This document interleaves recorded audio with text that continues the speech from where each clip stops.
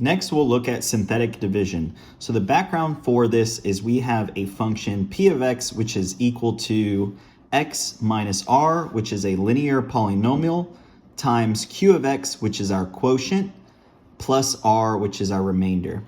And so one thing to note when doing synthetic division is that we must be dividing by a linear polynomial in the form x minus r. So this is a rule.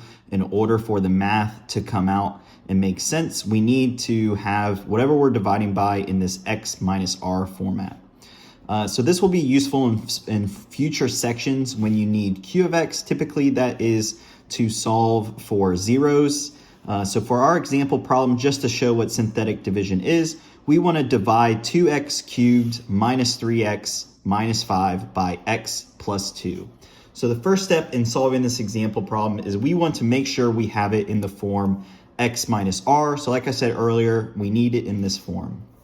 So our current form, we are dividing by a linear polynomial of x plus 2.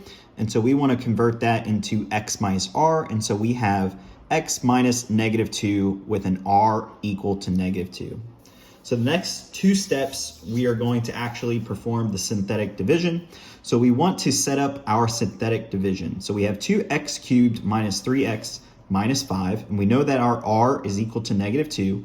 And so in order to set up synthetic division, we have negative 2 on the left-hand side, and then we're going to take out the leading term for each variable. So we have 2 for the x cubed, we have nothing for the x squared term, we have negative 3 for our x term, and then we have negative 5 for our last term. So the first step is we want to drop this 2 to start us off, and so then we just do multiplication and adding. So 2 times negative 2 is negative 4, we add that with 0, we get negative 4. Negative 4 times negative 2 is 8, we add that by negative 3, we get 5. 5 times negative 2 is negative 10, we add negative 5, we get negative 15.